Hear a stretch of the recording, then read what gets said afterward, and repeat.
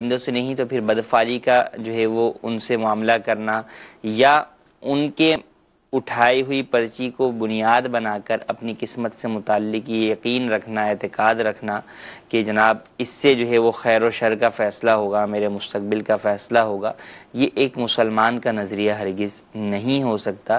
لہذا جو لوگ اس طرح کے وہم اور وسوسے میں مبتلا ہوتے ہیں ان پر لازم ہے کہ اللہ عز و جل کی بارگاہ میں اگر اب تک ایسا کچھ کر چکے ہیں تو اس کی اللہ عز و جل کی بارگاہ میں سچی توبہ بھی کریں اور آئندہ ہرگز ایسے افراد کے پاس نہ جائیں۔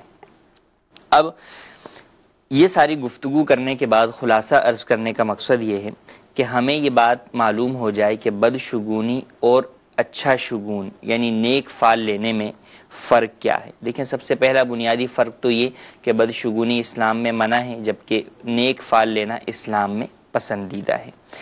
بدشگو لینا کفار کا طریقہ ہے اور اچھا فال لینا نبی کریم صلی اللہ تعالی علیہ وآلہ وسلم کا طریقہ ہے۔ اور پھر اچھا شگون لینے سے اللہ عز و جل کے رحم و کرم سے اچھائی اور بھلائی کی امید ہوتی ہے جبکہ بدشگونی سے نا امیدی پیدا ہوتی ہے۔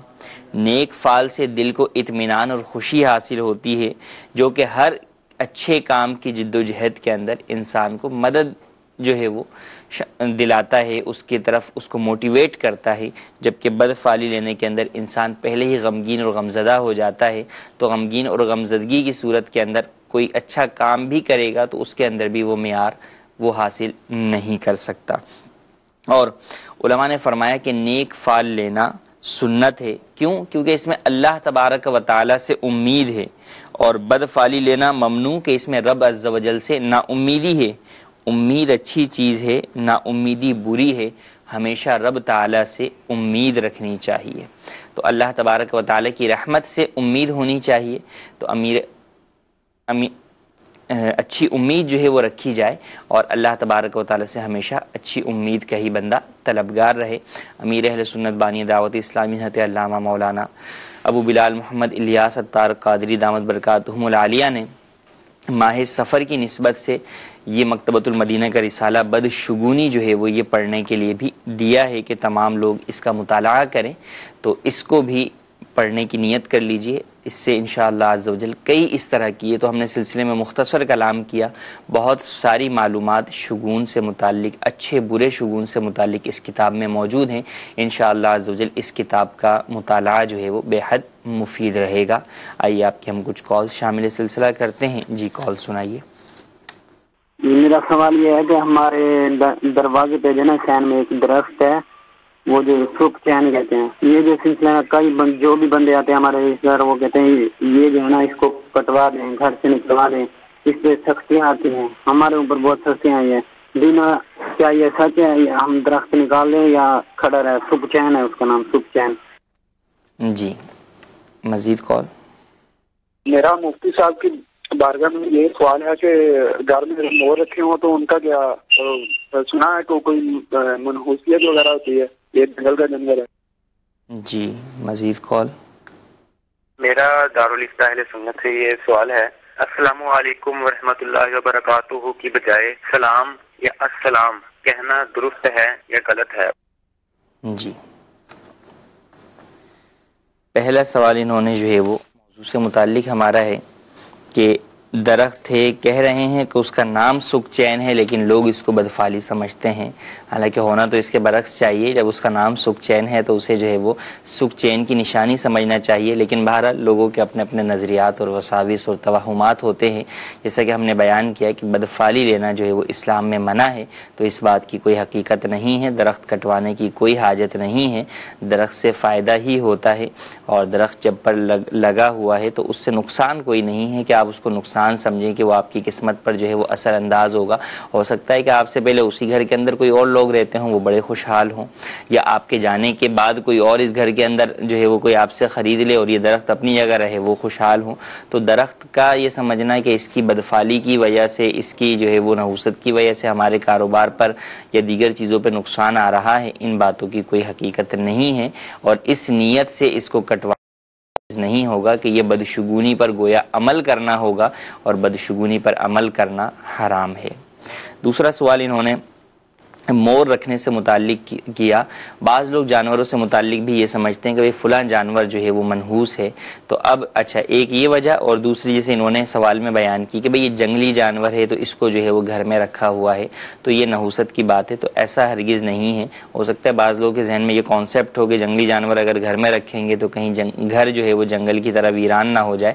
تو ایسا ہرگز نہیں ہے. پالتو جانوروں کو بھی پال سکتے ہیں اور غیر پالتو جانوروں کو بھی، وحشی جانوروں کو بھی پال سکتے ہیں، لیکن دار و مدار اس پر ہے کہ جانور پالیں تو انہیں اس طریقے سے پالیں کہ ان کے دانے پانی کا اچھے طریقے سے خیال رکھیں. حتیٰ کہ ایک حدیث پاک میں آیا کہ دن میں 100 مرتبہ انہیں دانا پانی پوچھا جائے، یعنی اس قدر ان کی خبرگیری رکھی جائے، انہیں تکلیف پہنچنے نہ دی جائے کہ یہ بے زبان جانور ہیں، کل قیامت میں ان کے بارے میں بھی سوال ہوگا. اگر ہم نے ان پر کوئی ظلم کیا تو اللہ تبارک و تعالیٰ کے ہاں جواب دہ ہوں گے. تو لہٰذا جانوروں کی خیال رکھنا یہ ضروری ہے. باقی مور رکھنے کی وجہ سے کوئی نحوست گھر میں ہو ایسا گمان رکھنا ہرگز درست نہیں. تیسرا سوال انہوں نے کیا کہ السلام جو ہے علیکم ورحمۃ اللہ وبرکاتہ کی جگہ فقط السلام کہا یا سلام کہا تو ایسا کہنا درست ہے؟ درست تو نہیں ہے. سنت طریقہ کار کے مطابق السلام علیکم پورا جو ہے وہ کہا جائے، اور بہتر یہ ہے کہ اس میں اضافہ ورحمۃ اللہ وبرکاتہ کا بھی کیا جائے. اور سنت طریقے کے مطابق اگر سلام نہیں کیا تو اس سلام کا جواب دینا بھی واجب نہیں ہوتا. بہرحال یہ سلام تو ہو جائے گا لیکن سنت طریقہ کار کے مطابق سلام نہیں ہوگا. سنت طریقہ کار کے مطابق پورے الفاظ کے ساتھ سلام کیا جائے. السلام علیکم کم از کم منیمم ہے، اور میکسیمم جو ہے ورحمۃ اللہ وبرکاتہ کہ یہ الفاظ بھی اس کے ساتھ شامل کیے جائیں. جی مزید کال. میرا یہ سوال ہے، فجر جماعت ہو رہی ہو تو اگر اس میں سنتے بقایا رہ جائیں تو کیا سنتیں بعد میں ادا کر سکتے ہیں؟ جی مزید کال. تنویر طارق کبیر والوں سے عرض کر رہا ہوں. میرا سوال یہ ہے کیا عورت کھلا لے سکتی ہے؟ اگر لے سکتی ہے تو اس کی عدت کتنے دن ہے؟ جی مزید کال. وہ پوچھنا تھا جی کہ اگر ادھر سے بیوی بلائے اور ادھر سے والدہ بلائے تو کیا ماں کی طرف جانا چاہیے یا بیوی کی طرف جانا چاہیے؟ یہ پوچھنا تھا اس بات. جی پہلا سوال انہوں نے پوچھا کہ فجر کی سنتیں جو ہے وہ اگر چھوٹ جائیں اس وجہ سے کہ جماعت قائم ہو گئی تو اب کیا کیا جائے؟ فجر کی سنتوں کو کب پڑھا جائے گا؟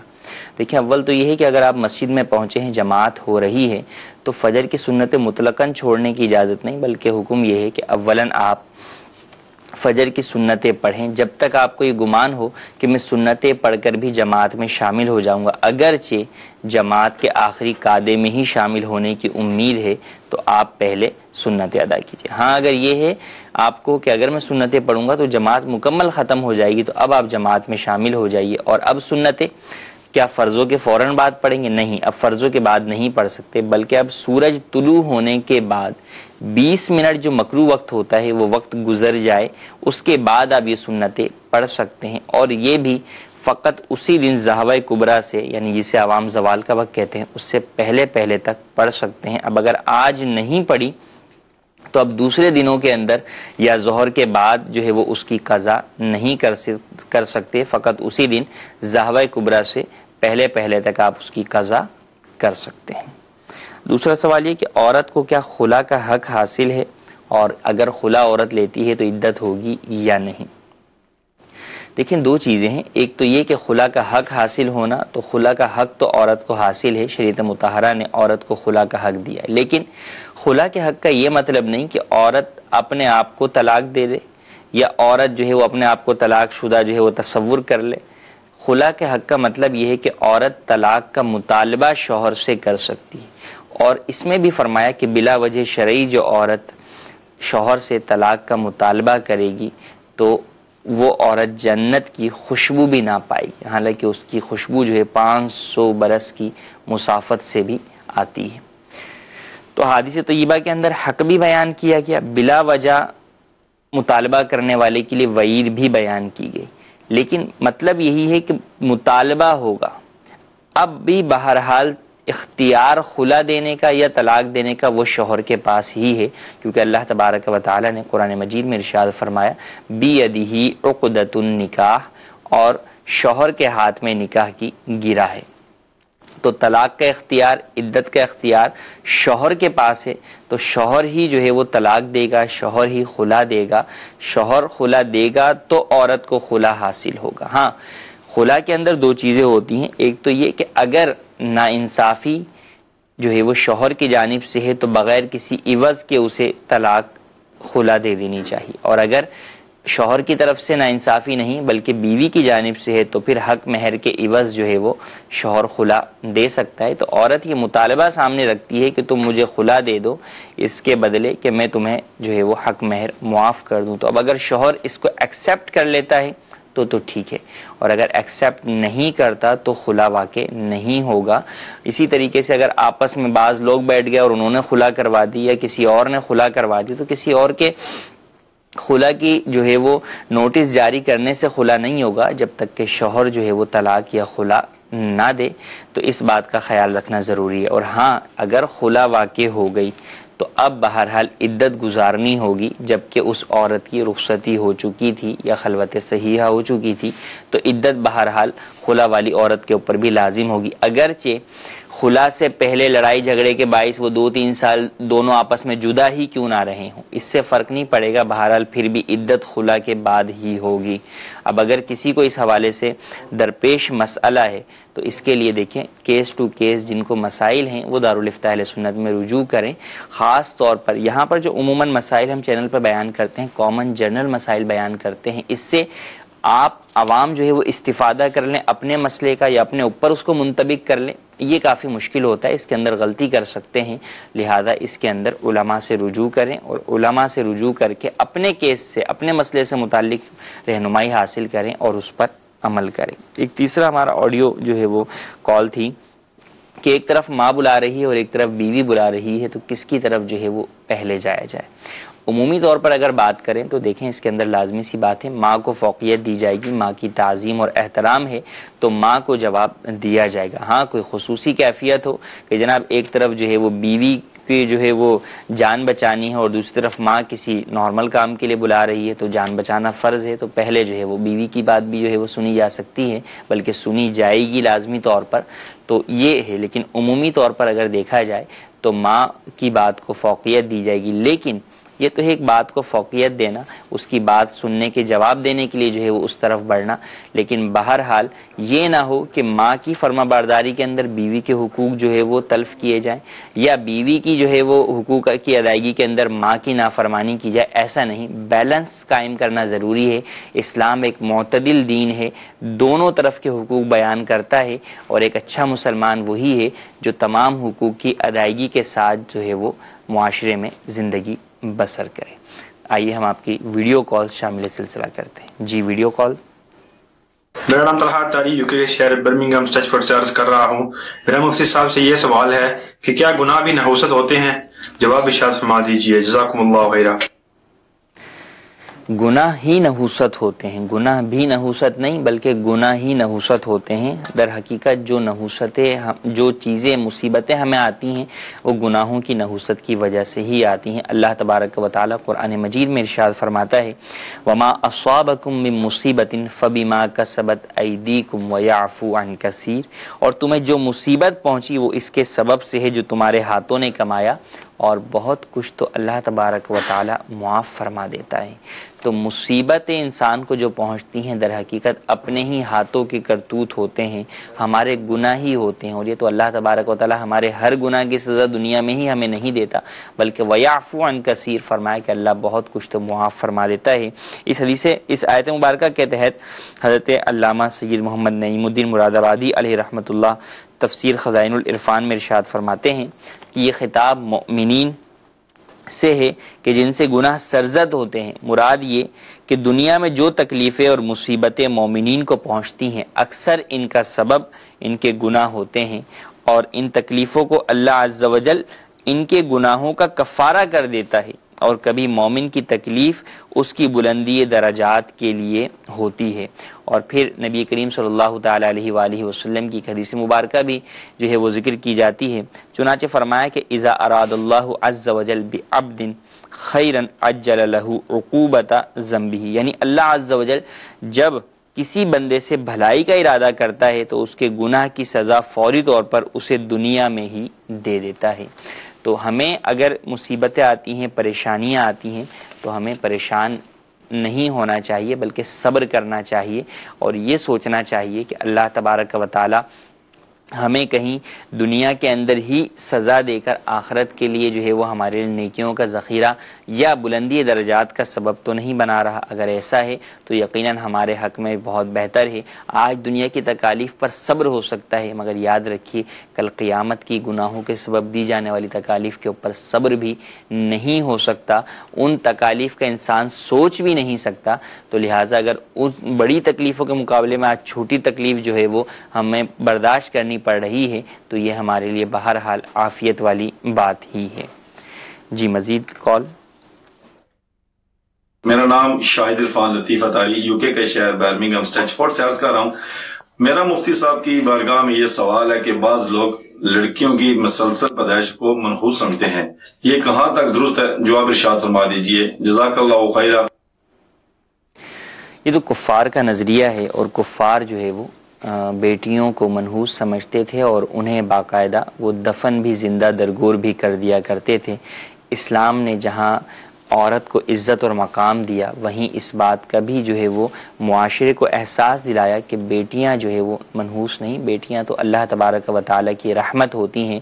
نبی کریم صلی اللہ تعالی علیہ وآلہ وسلم کی اولاد کے اندر بیٹے بھی تھے اور بیٹیاں بھی تھیں، لیکن نبی کریم صلی اللہ علیہ وسلم کی جو بیٹے تھے وہ انتقال فرما گئے چھوٹی عمر کے اندر ہی، اور آپ کی بیٹیوں سے ہی آپ کا سلسلہ نسب جاری ہے، اور بیٹیوں میں بھی سیدہ فاطمہ الزہرا رضی اللہ تعالی عنہا سے، اور آپ کا کس قدر محبت کا انداز تھا اپنی بیٹیوں سے ملنے کا، اور بالخصوص سیدہ فاطمہ الزہرا رضی اللہ تعالی عنہا سے ملنے کا، کہ جب کبھی آپ تشریف لاتی تو آپ علیہ الصلوۃ والسلام کھڑے ہو جایا کرتے تھے ان کے استقبال کے لیے۔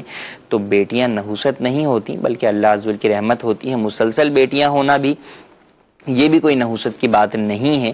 ہم کیا جانیں کہ ہمارے حق میں بیٹی بہتر ہے یا بیٹا بہتر ہے، اللہ تبارک و تعالیٰ بہتر جانتا ہے۔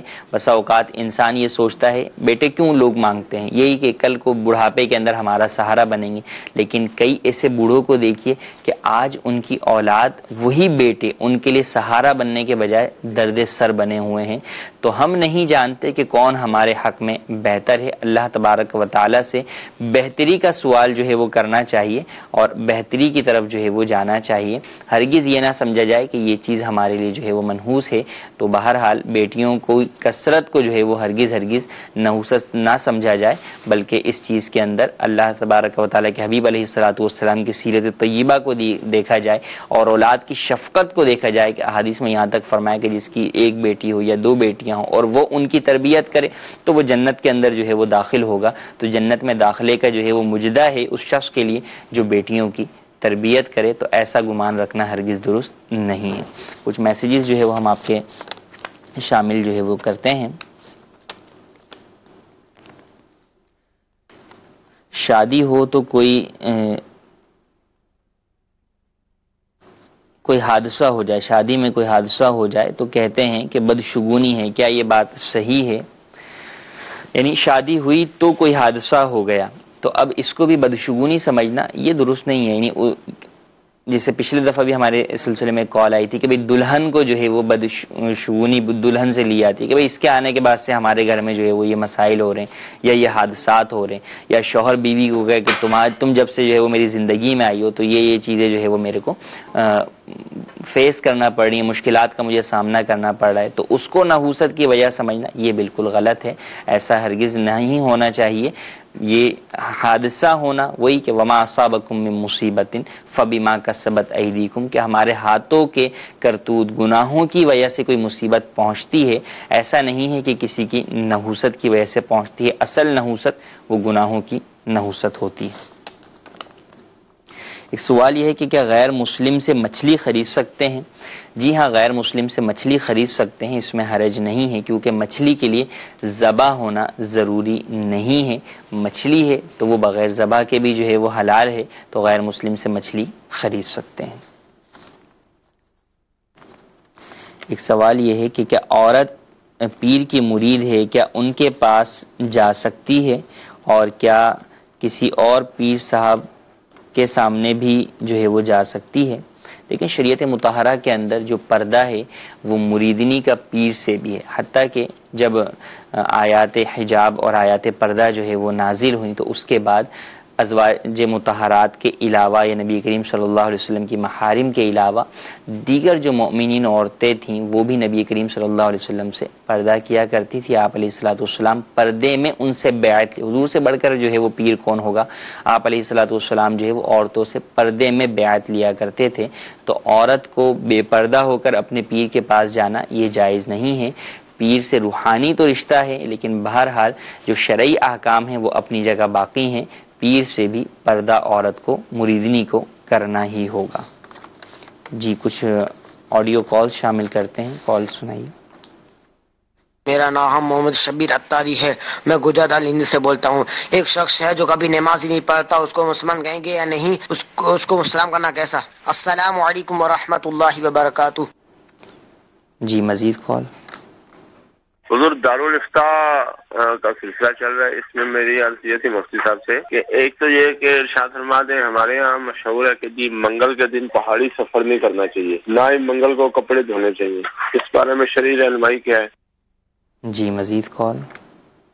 سگے اتار محمد شاہ رخ اتاری ہندمانی کابینہ بندے راجستھان سے عرض کر رہا ہوں۔ سلسلہ دارالفتاء اہل سنت میں مفتی صاحب کی بارگاہ میرا سوال ہے، بعض لوگ ایسے ہوتے ہیں جو سفر کر رہے ہوتے ہیں، اب گاڑی کے سامنے سے بلی گزر جاتی ہے تو اسے بس سگونی مان لیتے ہیں اور گاڑی کو روک دیتے ہیں، گاڑی آگے نہیں بڑھاتے، جب تک کوئی دوسرا نہ آ جائے تب تک وہ آگے نہیں جاتے۔ دوسرا، گھروں کے اندر کانچ رکھے ہوتے ہیں، کانچ لگے ہوئے تھے، تو کانچ اگر تڑک جائے یا پھوٹ جائے بیچ میں سے تو اس سے بھی بس شگنی مانتے ہیں۔ کہیں عورت کی اگر چوڑی ٹوٹ جاتی ہے تو وہ اسے بھی بس شگنی مانتے ہیں، تو ایسے ماننا کیسا ہے؟ کیا اسلام میں ایسے ماننا جائز قرار دیا ہے؟ اس کی رہنمائی فرما دیجیے۔ جی بے نمازی بہرحال مسلمان ہے، اگرچہ اس کا نمازیں چھوڑنا کہ نمازیں بالکل بھی نہیں پڑھنا یہ اس کا بہت بڑا گناہ ہے، لیکن جب تک نماز کا کوئی شخص منکر نہیں ہے، اپنی جو ہے وہ بدعملی کی وجہ سے، غفلت کی وجہ سے، سستی کی وجہ سے وہ نماز ادا نہیں کر رہا تو بہرحال فاسق و فاجر شخص ہے، لیکن وہ بہرحال مسلمان ہی ہے، اسے مسلمان ہی تصور کیا جائے گا۔ ایک دور تھا کہ مسلمان اور کافر کے درمیان نماز ہی علامت ہوا کرتی، جسے نماز پڑھتا دیکھا کرتے تھے اسے مسلمان سمجھتے تھے، اور جسے نماز پڑھتا ہوا نہیں دیکھتے تھے تو اسے غیر مسلم جو ہے وہ سمجھا جاتا تھا۔ لیکن فی زمانہ بدعملی کا ایک ایسا جو ہے وہ دور آ گیا، بلکہ کئی جو ہے وہ عرصے سے، کئی صدیوں سے یہ صورتحال ہے کہ اب وہ صورتحال نہیں ہے، اب مسلمان بھی نماز ترک کرتے ہیں، تو مسلمان کو بہرحال نماز ترک کرنے کی وجہ سے، نماز چھوڑنے کی وجہ سے کافر نہیں کہا جائے گا، وہ مسلمان ہی شمار ہوگا، اور اگر اس کا انتقال ہوتا ہے تو اس کا جنازہ بھی پڑھا جائے گا۔ دو سوال ہمارے ہیں بدشگونی سے متعلق ہی۔ منگل کے دن پہاڑی سفر کرنا یا کپڑے دھونے کو منع سمجھتے ہیں، یوں ہی بلی گزرنا، کانچ ٹوٹ جانا، چوڑی کا ٹوٹ جانا، ان باتوں کو بھی بدشگونی جو ہے وہ سمجھتے ہیں۔ تو جیسا کہ ہم نے بیان کیا کہ بدشگونی لینا، ان چیزوں کو منحوس سمجھنا، اس کی اسلام میں ممانعت آئی۔ اسلام ان چیزوں کی پذیرائی نہیں کرتا بلکہ انہیں منع کرتا ہے، مذمت کرتا ہے اور ان چیزوں سے بچنے کا حکم دیتا ہے۔ تو اگر کچھ ایسا ہو جائے تو اب اس کے مطابق اس چیز پر عمل نہ کیا جائے، جیسے انہوں نے کہا کہ بلی گزر گئی آگے سے تو اب گاڑی روک لی، یہ درست نہیں ہے۔ آپ اپنا سفر جو ہے وہ جاری رکھیں اللہ تبارک و تعالی پر توکل کرتے ہوئے، اور اس نیت کے ساتھ کہ میں بدشگونی پر عمل نہیں کر رہا، انشاءاللہ اللہ عز و جل میرے اس کام میں، میرے اس سفر کے اندر برکت دے گا، تو انشاءاللہ عز و جل فائدہ ہی نصیب ہوگا۔ جی مزید کال۔ تو محمد ندیم اتاری مرکز الاولیاء لاہور سے بات کر رہا ہوں۔ میرا مفتی صاحب کی بارگاہ میں یہ سوال ہے کہ ہمارے ایک دوست ہیں، ان کے گھر کے اندر ایک بیری کا درخت ہے، یہ ان کے پرانا ہے، تو اس کی وجہ سے جو نا اس کو پریشانی میں مبتلا ہے کہ اس کو کاٹ دیا جائے تو اس کی وجہ سے کوئی نقصان ہوتا ہے، اس میں آسیب وغیرہ ہے، اس طرح کا کوئی معاملہ ہے۔ جی مزید کال۔ مفتی صاحب سے میرا سوال یہ ہے کہ امام صاحب نے مسئلہ بیان کیا، ظہر کی سنتیں جو ہیں، جو پہلی 4 سنتیں ہیں، ان کو پڑھے بغیر بھی ظہر کی جمع کروا دے تو اس میں کوئی حرج نہیں ہے، یا اگر امام اس طرح کی روٹین بنا لیتا ہے تو اس بارے میں ہمیں کیا کرنا چاہیے؟ جی مزید کال۔ مفتی صاحب کی بارگاہ میں عرض تھی کہ اگر کوئی شخص نوافل بھی پڑھتا اور قضا بھی پڑھتا تو کیا اس کی نوافل ہو جائے گی؟ جی، پہلا سوال ان کا بیری کے درخت سے متعلق ہے. تو درخت کو منحوس سمجھنا یہ بھی بدفعلی ہے، اس سے بھی منع ہی کیا جائے گا، تو اسے کٹوانے کی حاجت نہیں ہے. ہاں اگر اثرات یا آسیب وغیرہ کا معاملہ ہے اور وہ معلوم ہوتا ہے اور پھر اس کو کوئی کٹوانے کا مشورہ دیتا ہے تو وہ پھر ایک علیحدہ بات ہے، لیکن اس میں بھی ہر ایک کی بات نہ سنی جائے. بہتر یہی ہے کہ آپ اس کے لیے مجلس روحانی علاج دعوت اسلامی کی جو مجلس ہے، تعویذات عطاریہ اور روحانی علاج کی مجلس، ان سے رابطہ کیجئے تو انشاءاللہ عز و جل اگر آسیب یا اثرات وغیرہ کا معاملہ ہوگا تو تعویذات یا وظائف کے ذریعے سے وہ حل ہو جائے گا. سوال ہے کہ ظہر کی سنتیں اگر امام نہ پڑھے اور جماعت کرے. دیکھیں، امام کا سنت مؤکدہ ظہر کی چھوڑ کر بلا عذر جماعت کرانا یہ مکروہ ہے. امام کو سنت ادا کر کے ہی جو ہے وہ جماعت کروانی چاہیے، اور اس کی اگر امام عادت ڈالتا ہے تو امام کا ایسا کرنا ہرگز درست نہیں ہے. انتظامیہ کو امام کی بارگاہ میں عرض کرنا چاہیے کہ آپ باجماعت نماز سے پہلے ظہر کی سنتیں ادا کریں. ہاں مسجد میں ہی ادا کرنا ضروری نہیں ہے، اگر گھر سے بھی وہ پڑھ کر آتا ہے تو ایسی صورت کے اندر بھی جماعت بہرحال کروا سکتا ہے. تیسرا سوال نوافل کی جو ہے وہ قضا، کہ نوافل بھی پڑھیں اور قضا بھی پڑھیں تو کیا حکم ہوگا. دیکھیں، نوافل جو ہے وہ معلق رہتے ہیں جب تک کہ قضا انسان کی پوری نہ ہو جائے. تو بہتر یہ ہے کہ سنت غیر موقدہ اور نوافل کی جگہ پر اپنی قضا نمازیں ادا کریں تاکہ زیادہ سے زیادہ قضا نمازیں جلد از جلد ادا ہو جائیں. لازمی سی بات ہے، اگر آپ نفل پڑھ رہے ہیں، اگر آپ 6 رکعت 10 رکعت نفل پڑھ رہے ہیں، اسی جگہ پر آپ اپنی قضا نماز پڑھیں گے تو جلد از جلد جو ہے وہ آپ کی قضا نمازیں ادا ہو جائیں گی. تو بہرحال جب تک نوافل پڑھ رہے ہیں اور قضا جو ہے وہ باقی ہیں تو نوافل معلق رہتے ہیں، بارگاہ الہی میں قبولیت کے حوالے سے جو ہے وہ معلق رہتے ہیں، رکے رہتے ہیں. تو قضا نمازوں کو پہلے فوقیت دیجیے، قضا نمازیں سنت غیر موقدہ اور نوافل کی جگہ پر ادا کیجیے. کچھ میسیجز ہم شامل کرتے ہیں. ایک سوال یہ ہے کہ پتھر کو بھی لوگ جو ہے وہ قسمت کے حوالے سے بڑا اچھا سمجھتے ہیں کہ جناب پتھر جو ہے وہ پہننا ہے اور پتھر فلاں پتھر انگوٹھی میں پہنے تو اس کا جو ہے وہ انسان کی زندگی پر یہ اثر ہے اور یہ اثر ہے. تو اس حوالے سے کیا ہے؟ دیکھیں، پتھر کو مؤثر حقیقی جاننا یہ تو واضح طور پر جو ہے وہ ناجائز و حرام ہے، بلکہ مؤثر و حقیقی کسی چیز کو جاننا تو کفر ہے. مؤثر حقیقی صرف اللہ تبارک و تعالیٰ کی ذات ہے. تو پتھر انسان کی زندگی کے اندر کوئی فیصلہ یا کوئی قسمت کا دار و مدار پتھر کے پہننے پر نہیں ہے. ہاں البتہ بعض پتھروں کو مبارک کہا گیا، جیسے کہ عقیق پتھر کو نبی کریم صلی اللہ علیہ وسلم نے مبارک جو ہے وہ کہا، اور آپ نے اپنی انگوٹھی کے اندر عقیق کا پتھر بھی استعمال فرمایا. تو سنت کی نیت سے مبارک پتھر کی نیت سے استعمال کریں تو اس میں حرج نہیں ہے. باقی یہ نظریہ رکھنا کہ اس پتھر سے میری زندگی کے اندر جو ہے وہ بدلاؤ آئے گا، میری قسمت میں جو ہے وہ بدلاؤ آئے گا، یہ نظریہ ہرگز درست نہیں ہے، اس کی کوئی حقیقت نہیں ہے. ایک سوال ہے کہ جانور اگر مر جائے، بیل بکری وغیرہ، تو اب اس کو کیا کیا جائے؟ کیا دفنایا جائے یا ویسے ہی کھلا چھوڑ دیا جائے؟ دیکھیں، بہتر یہی ہے کہ اس کو دفنا دیا جائے، کیونکہ ایسے ہی کھلا چھوڑ دیں گے تو ایک تو بدبو کرے گا اور بہت سارے جو ہے وہ تعفن جو ہے وہ پھیلے گا لوگوں کے لیے. تو ایسے جانور کو دفنا دیا جائے. قبرستان میں ہی دفنانا اس کو ضروری نہیں، بلکہ قبرستان میں تو نہیں دفنایا جائے گا، کیونکہ قبرستان جو ہے وہ مسلمانوں کی میت دفنانے کے لیے وقف ہوتا ہے. تو قبرستان میں نہیں دفنائیں گے.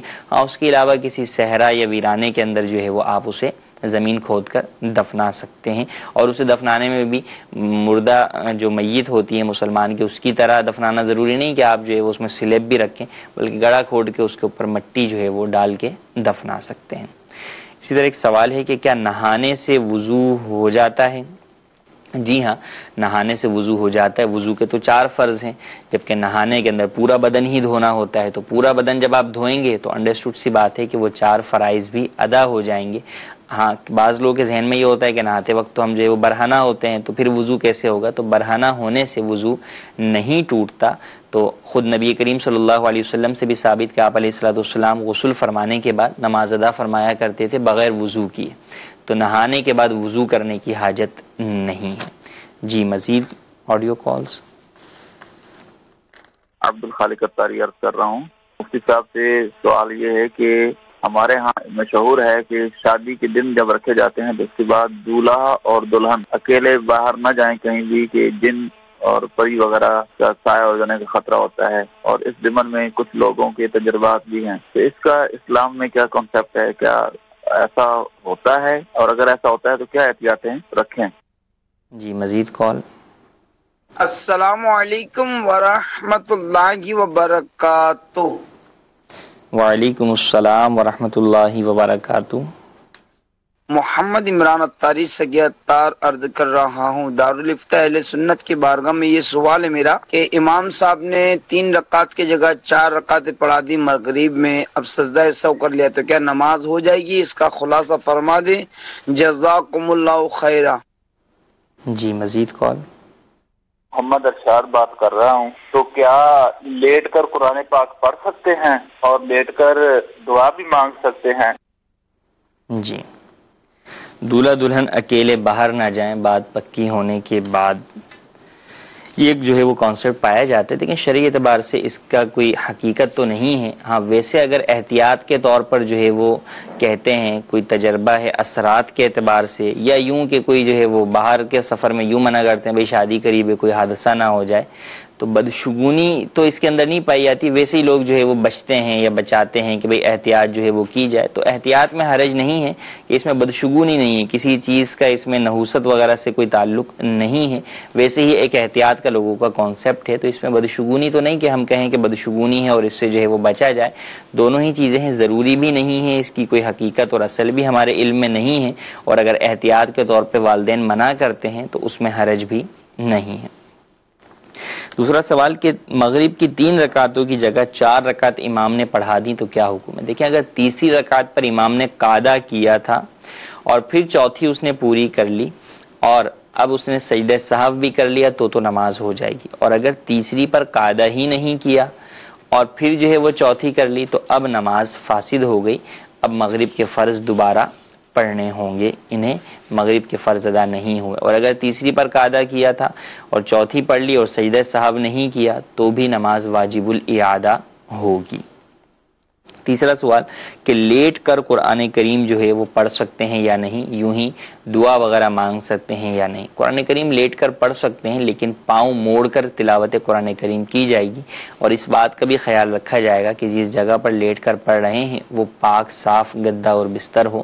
عمومی طور پر بیٹھ کے یا دیگر گدے بچوں کی وجہ سے ناپاک ہو جاتے ہیں، تو اب بیٹھ کر اگر ذکر و اذکار یا تسبیح پڑھ رہے ہیں تو اس بات کا خیال کریں کہ کم از کم اوپر بیڈ شیٹ جو ہے وہ پاک بچھا لی جائے، تاکہ پاک جو ہے وہ بستر پر بیٹھ کر آپ یہ تلاوت کریں، اور دعا وغیرہ بھی آپ لیٹ کر پڑھ سکتے ہیں۔ بات وہی ہے کہ ادب یہ ہے کہ پاؤں موڑ کر جو ہے وہ پڑھا جائے۔ کچھ سوال میسیجز کے بھی ہم شامل کرتے ہیں۔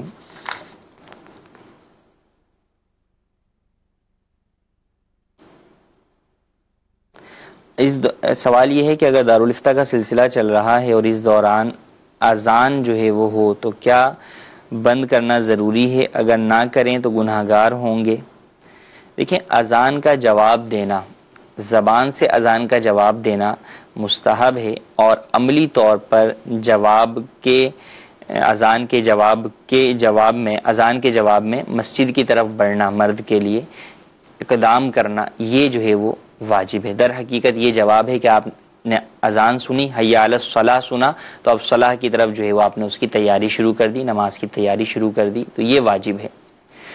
اب سلسلہ ہو رہا ہے تو تلاوت قرآن کریم کے اندر بھی جو ہے وہ یہ کہا گیا کہ تلاوت قرآن کریم ہو رہی ہو اور اذان ہو جائے تو انسان جو ہے وہ بند کر دے اور اذان کا جواب دے، تو سلسلے کے دوران بھی جو ہے وہ آپ سلسلہ بند کر کے اذان کا جواب دے سکتے ہیں۔ واجب یا ضروری نہیں ہے، اگر کوئی نہیں بھی دیتا فقط سلسلہ دیکھتا ہے تو گناہگار بھی نہیں ہے، لیکن بہرحال اذان کے جواب دینے کی اپنے فضائل جو ہے وہ موجود ہیں، تو ان فضیلت کو حاصل کرنے کے لیے بند بھی کر سکتے ہیں۔ ایک سوال یہ ہے کہ کیا عورت غیر مرد کو سلام کر سکتی ہے؟ جوان مرد و عورت کو ایک دوسرے کو سلام کرنا منع ہے۔ اگر کسی نے سلام کر دیا تو جواب دینے والا جواب میں آہستہ آواز سے جواب دے گا، اتنی آواز سے جواب نہیں دے گا کہ غیر محرم عورت کو جو ہے وہ آواز پہنچے، بلکہ دل ہی دل کے اندر جو ہے وہ جواب دے گا۔ تو یہ اسلام کا احکامات ہیں کہ ایک دوسرے کو نامحرم مرد، ہاں محارم ہے تو وہ آپس میں ایک دوسرے کو سلام کر سکتے ہیں اور اونچی آواز سے ان کے سلام کا جواب بھی دیا جا سکتا ہے۔ اللہ تبارک و تعالی سے دعا ہے کہ اللہ تبارک و تعالی ہمیں جو سنا اسے یاد رکھنے، اس پر عمل کرنے، اسے دوسروں تک پہنچانے کی توفیق عطا فرمائے، سعادت عطا فرمائے۔ دارالفتہ اہل سنت کا سلسلہ آج شام میں بھی بعد نماز مغرب ہوگا، جیسا کہ روزانہ جو ہے وہ بعد نماز مغرب سلسلہ دارالفتہ اہل سنت کا ہوتا ہے جمعہ اور اتوار کے علاوہ، تو آج بھی ہوگا، تو اسے بھی دیکھنے کی نیت کر لیجئے۔ اللہ تبارک و تعالی ہمیں بھلائیاں عطا فرمائے، آمین بجاہ النبی الامین۔ صلو علی الحبیب صلی اللہ تعالی علی محمد صلی اللہ تعالی۔ گزارے کیسے زندگی، آؤ علماء سے پوچھ لیں۔